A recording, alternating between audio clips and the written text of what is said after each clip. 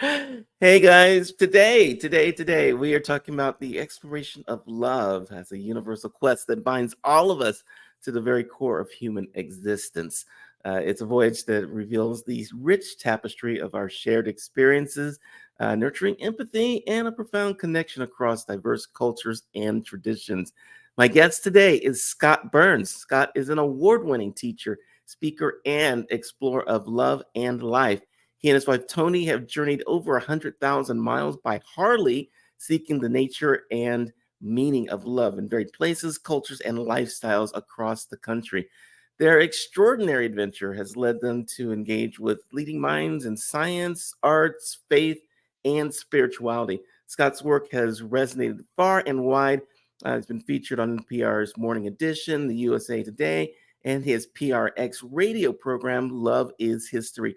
Scott is also a TEDx speaker, regular podcast guest, and the author of the upcoming book, A Map of Souls, The Quest of Love's True Story. Scott's passion for understanding love's true essence is it's an inspiring beacon for all of us. So we learn about love. We're going to learn about adventure. We're going to talk about Scott's journeys. And I am thrilled that we get to talk to him. So let's talk about it in just a minute. Here we go.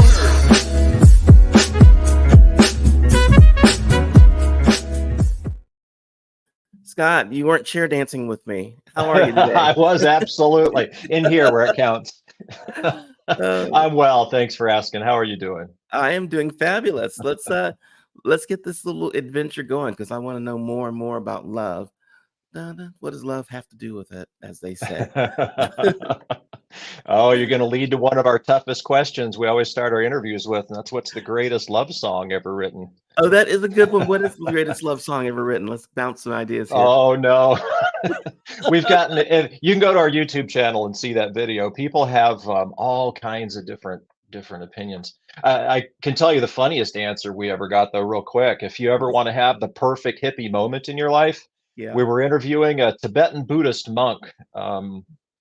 Uh, forget Kempo Karma Tenkyong at the Karma Triana Dharma Chakra Buddhist Monastery above Woodstock, New York. And we asked him that question. So, you ever want to have the perfect hippie moment? Sit at the top of the steps of a Buddhist monastery above Woodstock while a Buddhist monk sings you Michael Jackson's We Are the World. Oh my God. Okay.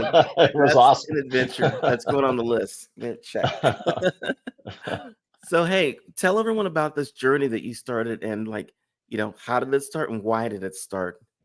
Sure. It's been an evolutionary process for us. I was nearing retirement from teaching. This is mid 2014, 2015. And I'm a writer by trade, I'm a creative writer. That's what my MFA is in. And I was nearing retirement from teaching. I was going to hit the road and write a book about the meaning of being a man in America. It was going to call Be a Man. But my wife and I, we sat down and talked about it. We've been married for over 40 years. We've done everything together. Been in the music business together. We were Renaissance Festival performers together for many years. And I really didn't want to hit the road and do this without her. And so I asked her, if you came with me, what do you think that book would be about?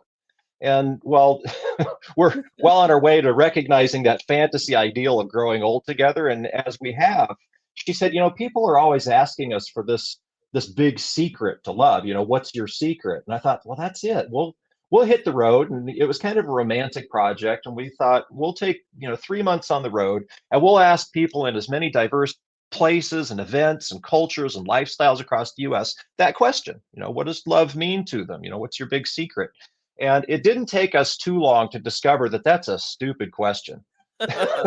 What's your secret? We're Yeah. not is a different answer for everybody. Everyone's lives are so different. But we discovered by the end of the first year that there's also, as fun as those stories were, and we had some profound experiences with collecting couples stories about love across the US. We also discovered that there was this profound sense of loneliness and disconnect across the country, with people wondering, how we've grown so far apart and what it is that could bring us back together. And so that "what's your secret" question turned into a larger question of, well, what is love, and people started telling us their stories, not just couple stories, but their loves of their hometowns and their art forms and their families and their dogs. And we discovered that the more stories we collected, the more likely people were to want to hear ours before they tell us their own.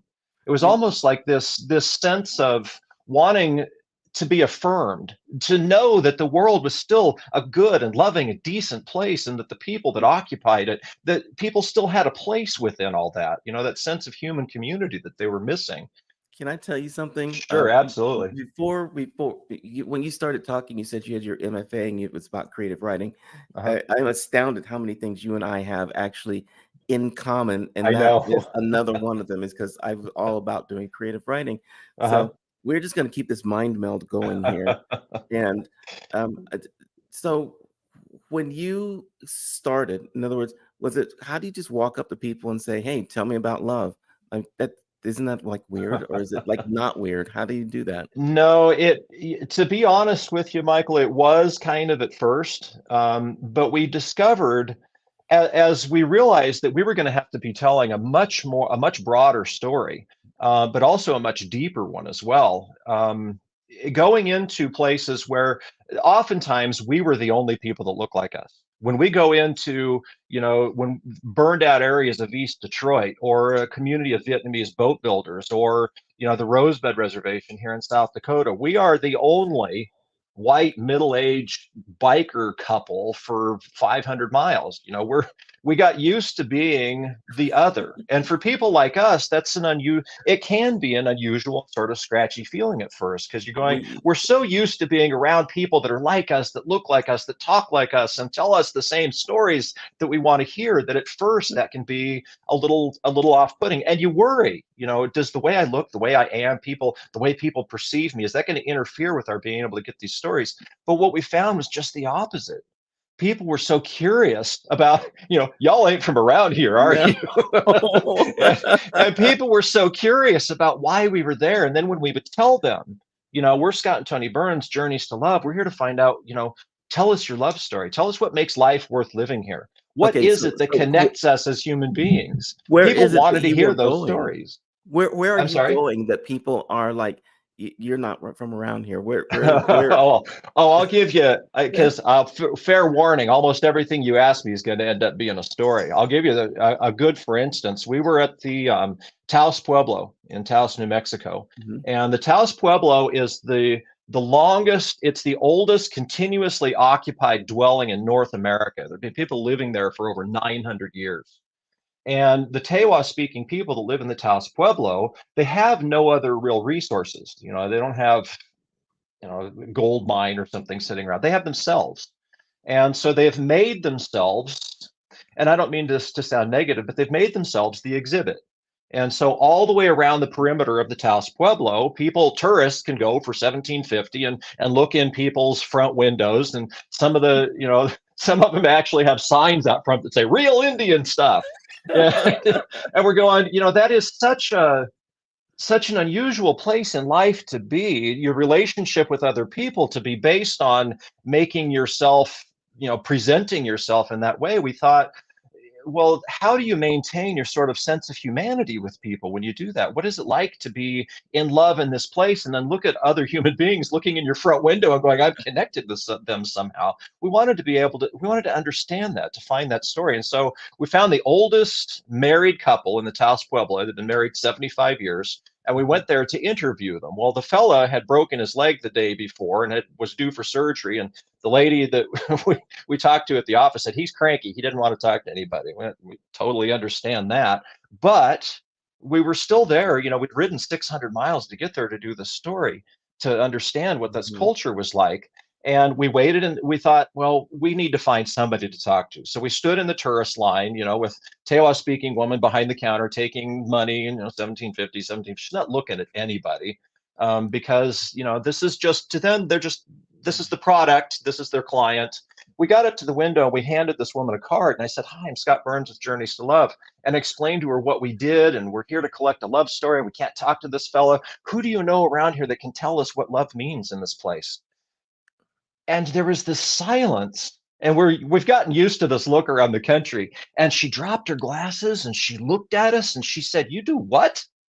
And I re-explained it to her, and she says, "Just a minute." And she puts the entire tourist line, like 50 people waiting in line, on hold so she can call her friends and start finding somebody for us to talk to. And eventually another lady came over and took over the ticket sales. This Wow. woman took us off to the side with some friends of hers, and we ended up sitting around a table drinking something that I don't know what it was and having a great time and hearing what their love stories were.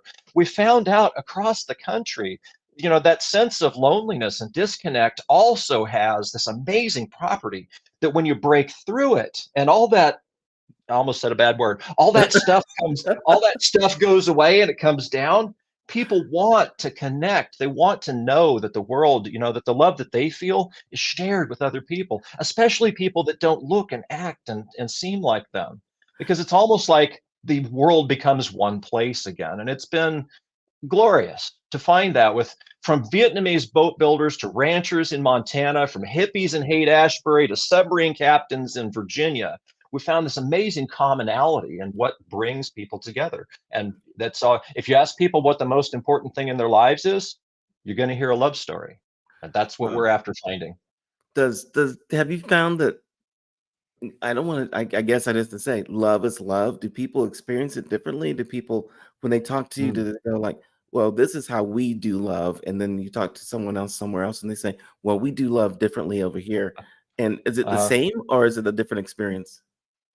It is a different experience, but I have to share with you something about. I told you this has been an evolutionary process with this whole project. In 2020, of course, when the world ended for all of us, we all have this story in our lives where we're going, well, I was living my life, and then Mhm. the pandemic happened, and then we hit that speed bump, and everything changed. We had to come off the road, and it affected our funding and our ability to travel and collect these stories. So I took advantage of that time to write the book that you mentioned that's now in the hands of literary agents, and we're hoping to get published in the next year or two.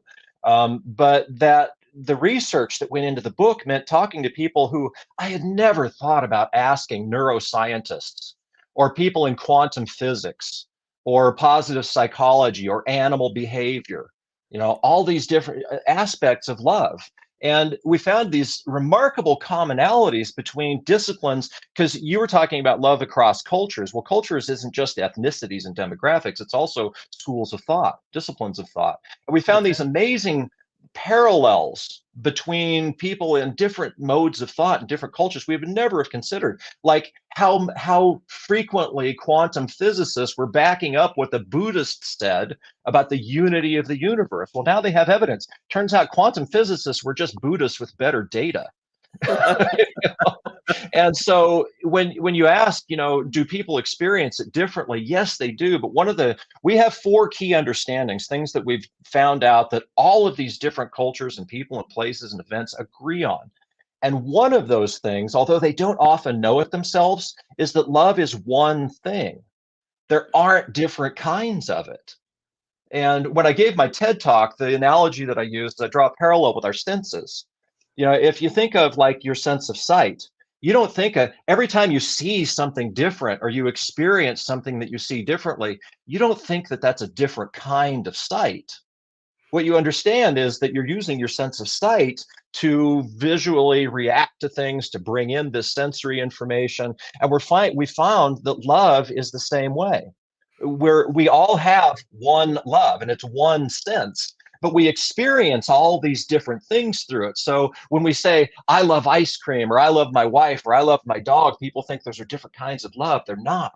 They're different Is that tie ways that into your the sense of love is experiencing those things. And that's why, when we've asked people to define love for us around the country, we've asked, like you said, we've traveled 100,000 miles in every state, every different culture and place and type of person you can imagine, and asked that question, what is love? yes. No two of those answers have been exactly the same. Because back to that sight analogy, it's almost like asking people, if you ask them what the sense of sight is, you'd get an answer. But that's not really what you're asking. And what you're asking, and when you ask them what is love, is like asking people, what does what you see, what does it mean to you? And so we understand that, my gosh, those answers are going to be totally different and completely subjective, even though we all understand we have one sense of sight that, we all share. That people have different acuity or different, abilities with their sense of sight. But we understand that we all basically have that same potential. Love is much the same. It's one thing that we all share, but we all experience it differently. And when we try to tell people about it, it always sounds like, oh, we have all these different versions, different kinds of love, but we really don't. We're Yeah. just seeing things differently. You gave me a picture that I think is fabulous, and I think it kind of ties into what you were just saying about Mhm. love and experience. I'm just going to throw it up here and let you explain it to everybody. Oh, well, again, we're back to the evolutionary process of love, or of this project. What we were really on to and the depth of what we were discovering really came to us the first time. Is the sign is sitting out in front of a place called the Dog Chapel in St. Johnsbury, Vermont. The Dog Chapel is this wonderful classic New England colonial era style church that was built by an artist named Stephen Huneck and his wife. Stephen's since passed away. But the entire Dog Mountain that he bought and this chapel are devoted entirely to the memory of dogs and the people who have loved them. And we were sitting there watching as people, people and dogs of every stripe and hue, every shape and age, were hiking trails covered in paw prints and splashing in the dog ponds and exploring the dog art gallery. And they had covered the alcove of this chapel an inch deep, floor to ceiling, with photos and drawings and tear-stained notes expressing their love and their gratitude for departed friends. And they were so profoundly united in that place by this love that they shared that all the other stuff between them vanished. There was just, the differences between us become interesting points of conversation, not division. And this marquee that sits out in front says, welcome all creeds, all breeds, no dogmas allowed. And it just captured that sense of, when we share this thing called love, in this case, our love of departed dogs, we bond. All that other stuff just becomes points of conversation. I have to share with you a little extension to this, because the depth of all this came to me because as I was sitting there looking at that sign, watching all these people and enjoying all this, this perfect harmony, I was also, because we're always multitasking, and I was looking over video on my phone of an interview we'd done with a man named Bhante Dhammapala. And he's a former U.S. Marine turned Theravada Buddhist monk. And we found him eating enormous plates of dolmas in this Greek cafe in Des Moines, Iowa. And when we asked him to define love for us, we asked him that love is question, he gave us this wonderful scholarly lecture about a link between the Buddhist Noble Eightfold Path and Corinthians 13:1. And if you're familiar with the passage, it says, yea, though I speak in the tongues of angels, I'm but a clashing cymbal or a sounding gong if I have not love. And it's, beautiful thought. And I was thinking, well, how am I going to edit this? Because I just want to include everything he had to say. And as I'm thinking about this and watching his interview, I discovered that I'd forgotten to turn off the camera when we were done with his interview, my phone camera. Yep. Because I was probably distracted by the novelty of helping a Buddhist monk climb under the cafe tables at the lunch rush to look for his pickup truck keys. And we paid our check and we walked out onto the Grand Avenue sidewalk, and my camera is still running down by my knee, and it turned, and there's a street person or a street nomad, traveling musician, itinerant player we run into all over the country. And he's playing a guitar with an inlaid mother of pearl Star of David on the pickguard. He's singing My Sweet Lord, which is a George Harrison tune about Krishna. Yep. And in that shaky, sideways, accidental few minutes of video, a Buddhist monk is quoting Christian scripture to us in a cafe owned by a Greek Orthodox family down the street from a pagan metaphysical shop, while a Jewish kid sings a song to a Hindu god written by a Roman Catholic who died a Gnostic seeker. and love had brought all of this scene together for me, re-witnessed at a place with the love of my life, in a place devoted to love. And in that moment, it really struck me how across cultures and faiths and disciplines of thought and time, we all get it. We just forget that we're all in that sort of oneness of love. The things that divide us, we've gotten so used to starting with the things that divide us. Who did you vote for? You know, Yep. Yep. that we forget that there's something much deeper between us than that. You know, who you voted for, that guy's gonna die. Yeah. One day that guy's I have a gonna, question well, about I that. don't, that probably sounds harsh, and I don't mean it to, but my point is that the things that divide us are so trivial Hmm. compared to the things that unite us, and the things that, the great thinkers, and one of our icons for this project is, of course, is Martin Luther King. And the kind of love that Dr. King tried to tell us about, the kind of loves that Krishna and Buddha and Jesus and Florence Nightingale and Nelson Mandela, they've been trying to tell us for years, we are one. All this other stuff does not have to divide us, and when it doesn't, we discover something remarkable in one another. I got a question about that, Sure. that's Sorry, I get off soapbox. no, no. I love the passion. Matter of fact, I want to make a movie with just you like emoting right here. But I'm game. if one of the biggest things that we have coming up is this 2024 election, Mhm. just bringing me down. How do we get people to realize that we're all kind of looking for the same thing? We all love each other, and it's not about just, you know, this point of view, that point of view, but Right. we kind of want the same thing. How do we Uh-huh. remind people of that? Well, you and I chatted about this a little bit before we went on, but Mhm. we have to remember that we can't start from the top down. We're not going to change the world by trying to get everybody in the United States, 325 million people, to change the way they vote. You're not going to be able to talk to everybody that way, or convince them, or and we can't start with a message of, gosh, can't we all just love one another? Because most people think, yeah, that may be a beautiful meme, but it's the kind of stuff that people say who sit in trees with their shoes off and smoke sandalwood incense made out of real sandals. That just doesn't make any sense to them. They don't understand. So when we're trying to make those human connections with one another, what we've found on the road is we don't start by asking people, what is love? Or, we have some pretty deep questions that we ask people, and you can see some of those on our YouTube channel too. What happens to love after this life's over? What happens to love after death?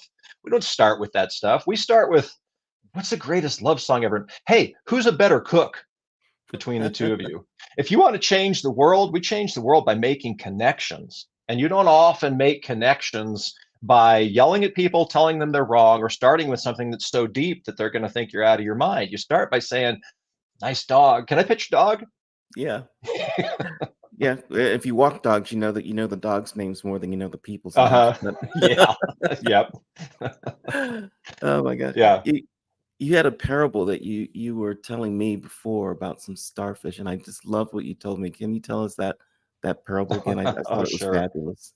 Yeah, it's because I'm giving an address to a psychology conference in Denver in October, and because this work can't just be, to me, it can't just be feel good stories. There has to be.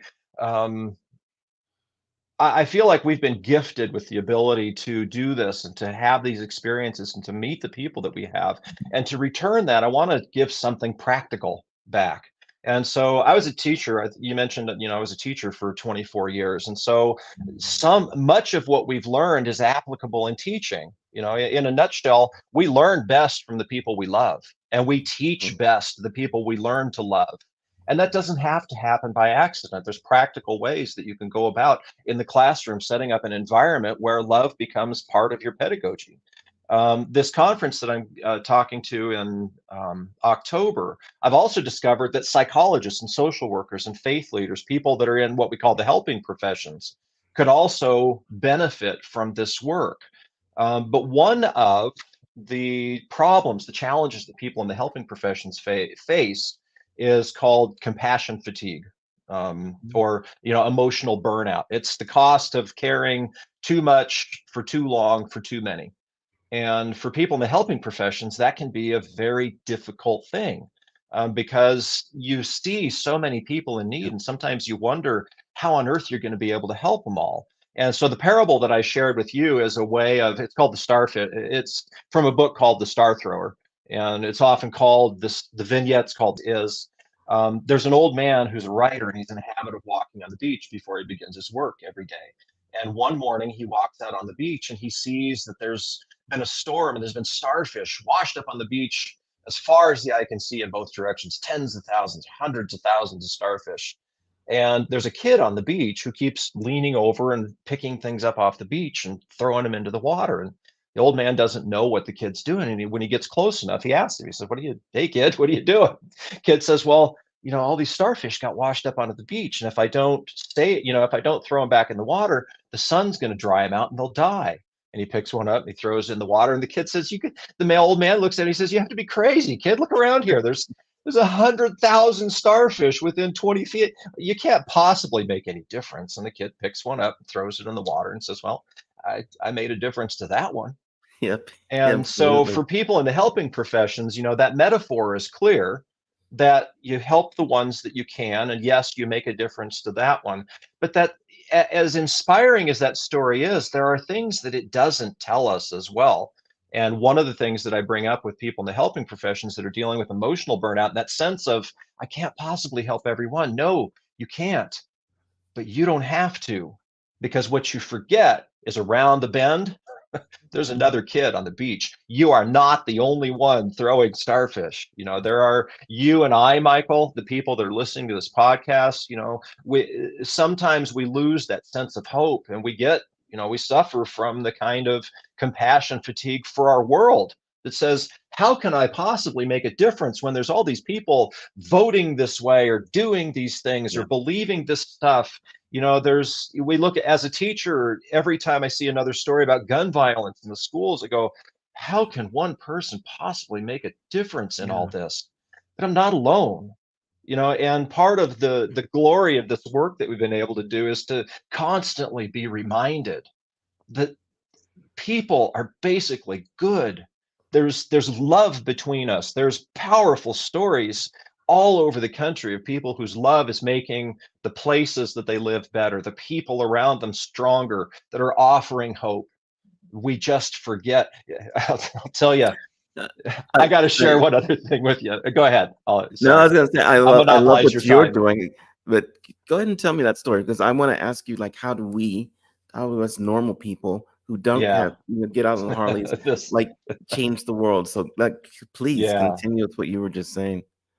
Yeah, this may cross over between both of those points, because I was going to say, we were in Lexington, Kentucky, and we were forwarded to a woman at a Cajun restaurant, sitting there trying to enjoy her lunch, when these two bikers from South Dakota come up and start asking her questions about love. And she was remarkable. Her name is Latanya Jones. And Latanya is, she's an advocate for the families of death row inmates. She gives courtroom testimony sometimes as a character witness for people on death row, and she advocates for their families, who are oftentimes the forgotten people in these kinds of Yeah. terrible criminal cases.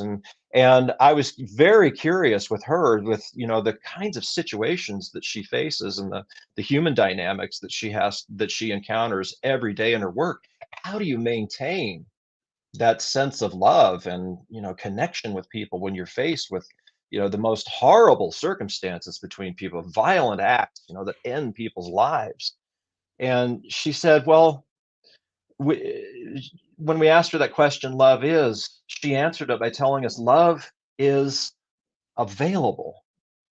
And she said, I'll tell you what I mean by that. She said, we forget, that when all these terrible things happen to us, we think, well, I can't be talking about love because I got bills to pay, or I just got profiled by the police, or, all these terrible things that happen to us. But we forget that there's something else wonderful happening at the same time, all the time. While we're diverted by that, around us is always love. There are people, these families, even though this terrible thing has happened to them, they're brought closer together through it. There's always something else remarkable and wonderful and inspiring and affirming happening at the same time. And whenever that happens to me and I start to despair, and I do, we're faced with pretty dark times in this country, in this world. The challenges that we face as human beings and humanity can seem incredibly daunting. And I just keep remembering Latanya looking at me and saying, don't forget, love is available. Yeah. You can choose to find it again. It's always there. Oh, I love that. There's so many questions I want to ask you about love, like whether or not people love their pets more than they love other people. Do they like how do they share this love? Uh-huh. I want to dig deeper into who Scott is. That's what I want to do. Oh, I want to play a little game with you that we do with a lot of guests that come on here, and it's called This or That. And I'm going to okay. give you two options. You can choose one or the other, but you can't choose neither or both. Okay. Okay. There's no buzzers, is there? No, no buzzers, but so we'll make it easy. And you know what? One of the questions I have avoided asking these questions to everybody on the show ever, and I asked it once, I think last week or something, and it seems like the most inane question, but maybe it tells more about people than I actually think. So I'm gonna say, what's your favorite drink to start the day? Is it coffee or tea? Oh, it's coffee. I'm a coffee hound. Are you? I'm picky about the bean. Okay. Yep. I'll start with a bunch of easy questions and then we'll get maybe a little harder, maybe thought provoking. Let's see what happens. Okay. Um, which natural landscape do you prefer, mountains or desert? Mountains. Okay. I'm a Uh, Colorado kid. there you go. You and Yep. John Denver. Yep. Sunrise or sunset? Yes. Yes. Yes. Which one do you prefer? Whichever one is coming. Okay, that's a good way to look at it then. How about when you're traveling, do you like local cuisine or comfort food? Local. Yeah. Yeah. Yeah, What's it's been your part of coolest local food that you found that you don't get every day everywhere? that would have to be either alligator in Louisiana that we Mhm. got talked into, or the, the best. We were shocked to find out that the best barbecue we found in the country was in upstate New York, Oh, outside of Cooperstown, where the Baseball Hall of Fame is. And we oh, always thought, it'd be, in Texas or Kansas City or Chicago or someplace. No, no, no. upstate New York, man. Okay, I would not have guessed there. I would have gone for, anywhere in Texas or Memphis Yeah. was, something No, like that. second best was Salt Lake City, Utah, which also Wow. surprised us. Double surprise because we were there for what also turned out to be the best Pride festival in the United States, and we would never have picked Salt Lake City, Utah, for that. Oh, wow. We love having our expectations blown. That is one of our favorite things on the road. Take what we anticipate and throw it out the window. It's glorious. Awesome. When you're navigating, you're going from place to place. Do you like Mhm. maps or GPS? GPS. I have Yeah. to because often especially if we're riding together in a city, urban riding is a lot more dangerous than highway riding, Yes. and I can't have my eyes diverted from the road. So the AirPods and GPS are the way we get around. Gotcha. Yeah. Um, what guides your decision making? Artistic expression or logical analysis? I want to say logic, but I'm an artist at heart. Yeah. I feel you on that. I'm with you 100%. Uh, So what's your approach to exploring new places, either structured plan or spontaneous adventure? oh, preference or reality? Because Uh, I always start with a plan. But who was the I can't remember. There was a general in the Civil War that always said a battle plan is a plan until the battle. yeah, exactly. And Was it and so Sun Tzu or something? I'm not sure. usually what happens is, like, last time we were in New Orleans, we had an interview with, and I'm drawing a blank on her name. She's a sister in you know who the Neville brothers are? Yep. Cyril Neville and the Neville brothers. There's a Hmm. sister in the family. We had an interview scheduled with her that totally fell through, which about 75% of our scheduled interviews do. And then it ended up being one of the best interviews we've ever done with a street trumpeter on the sidewalk in New Orleans. And so Oh, spontaneous is what happens, and it's wonderful. I almost wish things would go according to plan, but it's probably better that they don't. okay. What fascinates you in a new place, the traditional culture or modern innovation? Traditional culture. Okay. I'm fascinated with the ways that people have built their perspectives and points of view and what binds a culture together. Hmm. Because I think the only way we're going to be able to bring cultures together is by understanding what they are, Okay. rather than coming from the top and trying to change them and force everyone together. You know, if we understood who we were, we'd be a little more forgiving of who we are. Yeah. I got another one for you. Which way do you prefer to document your travels, written or visual? Oh, that's a hard one because I'm a writer, so Hmm. I'm almost always going to defer to writing. But as we've gotten more proficient at the videography, I really enjoy, the visual aspect too. So if I had to pick one or the other, I'd say writing. Okay. Let's say you're in an unfamiliar place. Do you prefer to lead or follow? I lead. You lead. I Okay. lead.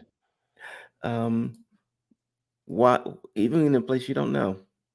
Well, So and I think because this has to do with our writing, yeah. because my wife and I, we refer to it as the dance. We've ridden so long together, both in life and literally on the road, that we're familiar with the drift of our bikes and where traffic is, where our blind spots are. Since I do all the setup for our journeys, I kind of know where Mhm. we're going, and I've just gotten used to being in the front. And it's Gotcha. comforting for me seeing her in that mirror because I know exactly where she's going to be, and she knows exactly where I'm going to be, and I've just gotten used to that sort of position, which is funny Okay. because at home she's in charge. On the road, I'm in front.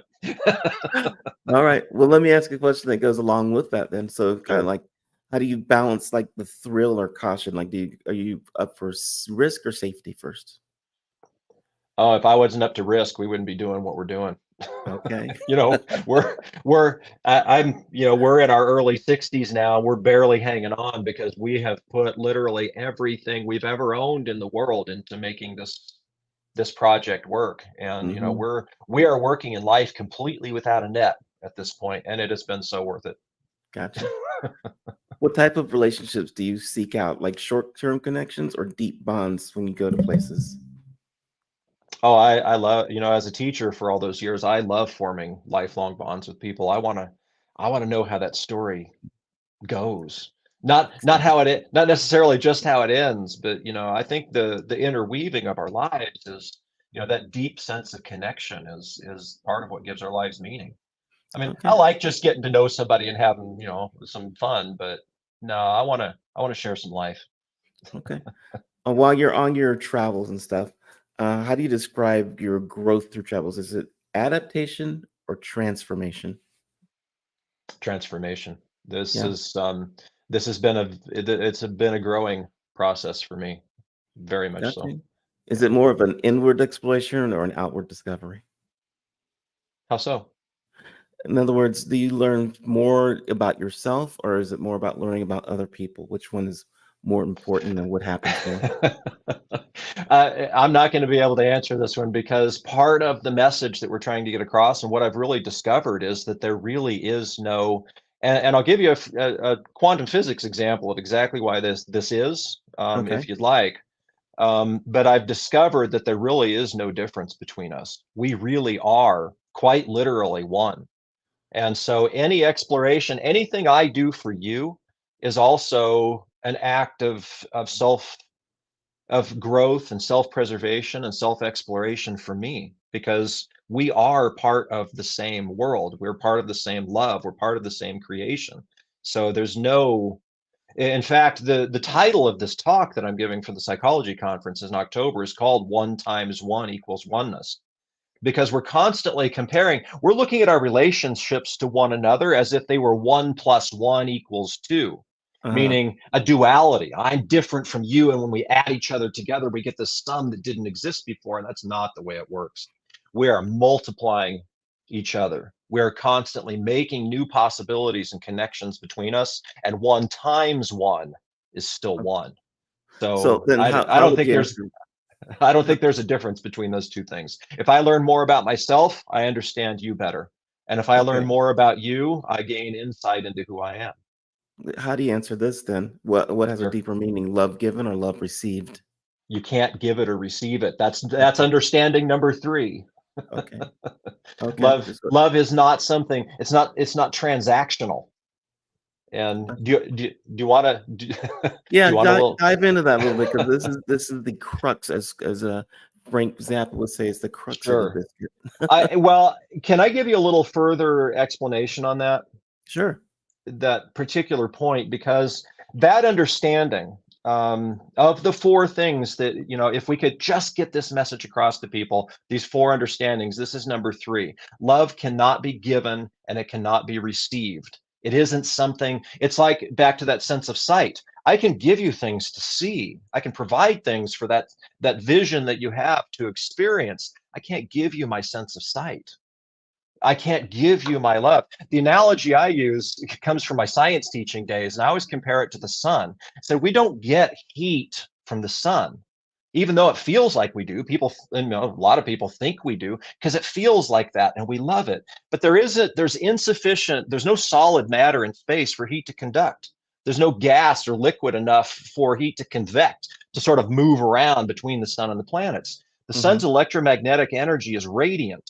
And when that energy strikes the earth, you and me and the trees and the mountains and the waters and the audience, it excites the molecules and the matter of which all that stuff's made. And that vibration, the energy of that vibration causes heat to be generated within the matter of which we're made.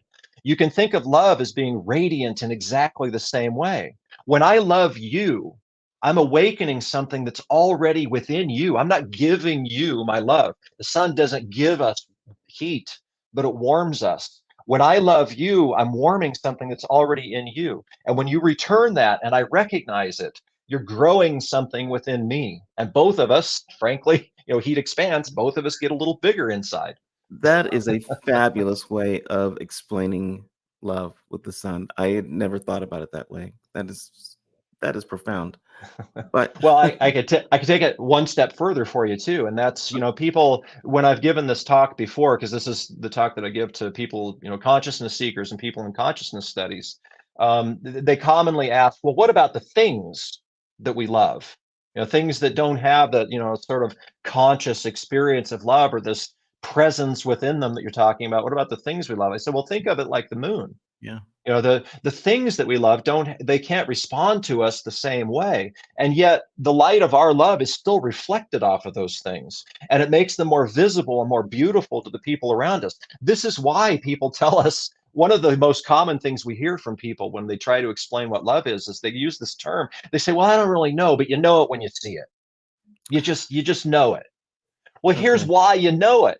Because when our love is reflected off those things, when you see, a great teacher loving what they do, when you see a great artist or musician at work, when you see, people pursuing causes, awakening the love around them, you recognize it because that love, is basically reflected off of those things. So, love is your sun and your moon, brother. Let me ask you, I got two more for you, and Yeah. I always try and think, okay, this is what I think that this guest might say, or this is what Scott's going to say. But given your explanation here in the just the last couple minutes, the question is about journey or destination. What symbolizes your approach to life and adventure? Oh, it's journey. Is it You know, okay? yeah, because a destination, we think of a destination as being something we achieve or some place that we get to. But then what? Hmm. Just life doesn't end because you got to a place. Your journey's continuing. You just reached a fork or a turn or an exit or a convenience store. That's not life. Life doesn't have destinations. It's all about a journey. Gotcha. Let me ask you one more. Living a dream or facing reality? Do they have to be distinct? Maybe not, right? I love the way that you're explaining love, and maybe they're the same thing, right? Maybe the Yeah. journey, destination, Yeah, I don't all I of it don't is the I same I don't thing. see a I don't see a dichotomy there. I think your Okay. dream can very much become real. Awesome. In fact, well, that's a whole nother story. We get into quantum physics and how we know that the observer, your observation is what determines reality. And we know that through the efforts of quantum scientists and quantum physics now. So I would say, your dream is not this ephemeral, ethereal thing. It's what defines what your reality is. You know what? Let's go into it just for a second. I would normally like cut it off here, but I think what you're saying is kind of bridging science and Hmm. um, faith, spirit, that sort of Yep, stuff. Talk about it just very for a much. second, then we'll go on from How there. long do I have? Because I can describe the experiment that shows this, and it'll take about 2 minutes. Go. Okay. Let's hear about it. I In want to hear quantum about it. physics, one of the best known experiments in quantum physics is called the double slit experiment. And what it means, and the way it works is if you shine photons, if you shine a light through Yep. two microscopic slits, you would expect that on the other side of it, you're going to see two bands of light. You're going to see that light travel through the slits and hit the barrier behind it and make two splits. Or if they're individual photons, you'd expect, bullet holes in the shape Right. of two slits lined up. But that's not what happens. If you're not watching the experiment, what you find is called an interference pattern where waves overlap. Think of throwing two stones in a pond at the same time and those ripples, the way they overact. You see an interference pattern. This is what we mean by light can be both a wave and a particle. It's called wave particle duality. What determines that is whether or not the experiment is being observed. If you watch it, if you record it, if you're observing it, you find particles. If you're not, and you check the results of the experiment afterward, what you find is the interference pattern. It's the action of being observed that determines the reality of the experiment. And that's Mhm. not even the weirdest part. If you fire a single photon at those two slits, you'd expect that behind one or the other, you're going to get that little bullet hole because that's just one photon. It certainly has to go one place or the other, but it doesn't. You still find that interference pattern as if that one photon were traveling through both of those slits at the same time, and it's entangled with itself and it's interfering with itself and setting up that interference pattern. What that means is that one photon is entangled with itself and it exists in a thing called superposition, meaning it's not really a wave or a particle at all. It's either and both at the same time simultaneously, depending on what you do. If you're looking at it and you're expecting it to be a thing, it becomes that thing. And for most of us, we think, gosh, that sounds like, again, smoking sandalwood incense in a tree somewhere. But this is what the cutting edge of quantum physics is showing us. And what all that means for us is it's scientific evidence that the universe really is one thing. Everything in it is entangled, and there's no difference between, it's all possibilities and probabilities determined by the action of the observer. And what'll really blow your mind is what that ultimately means is there has to be an ultimate observer. There has to be at some point some universal consciousness that is determining the reality of the entire universe. And since Huh. we know that love is part of consciousness, a Mhm. universal consciousness means universal love. Quantum physics and Buddhists are coming together and saying, yeah, the Buddhists are going, we've been telling you this forever. And now the quantum physicists are going, yeah, well, now we can show it. Now we can show it. Yeah, that ties into people's speaking things into existence or feeling it, Of making it course. happen. Of And course. we should do a whole show on this one day. We'll bring in you, me, Einstein, Schrodinger, and everybody else, and Love we'll it. Love it. we'll do that someday. The people that I interviewed for the book, I've got a whole table full of people that we can bring in from, neuro. My best interview on near-death experience came from a neuroscientist who's a former head of neurosurgery at Harvard Medical, Dr. Eben Alexander. Well, And we've got people from all over the country in all these different fields who have come together and said, hey, wait, this isn't a bunch of hippie crap at all. This stuff's actually, this is actually real. This is, love really is everything. We really are all one. This isn't just something that we put on a t-shirt to make us feel good and put a flower on excellent, it. Scott. I want people to stay in touch with you for sure. Oh, So absolutely. we've got your website at scotteburns.com. And for everyone who's listening instead of watching, it's Scott, SCOTTE, Burns, BURNS.com, scotteburns.com. We've also got your journeys with an S, journeys2love.com. And we've got your amazing YouTube channel at Journeys to Love. So Mhm. thank you so much for being on. I've learned stuff. Oh, I love talking with you. Sometimes I think we might be actually twins separated you somewhere. are Yeah. delightful. And if I'm going to have a twin, I can't think of anybody I'd rather have. Okay, we've got triplets because Caden's in there too. So there's 3 of us that are lining up on this Yeah, thing. I So still got to meet him. I've gotten all of his emails. He sounds pretty cool. So. yeah, he's very cool. And you know what? We got to do the show with Caden because there's amazing stuff that we need to go into. So Well, Caden, and if you're listening, we got to get together over coffee. we'll do it. For everybody that's wondering, you can find us at afunnywayoflooking.com. And we've got a brand new newsletter that's coming out. It's funnywayoflooking.news. So thank everybody for being there, for being here. And by the way, Caden says, hey. Oh, great photo. Love that shot. It is, Oh, isn't that's it? Right. beautiful. Beautiful. Oh my gosh. All right, everybody, we will see you next time. Thank you for tuning in. And it's been real. Bye.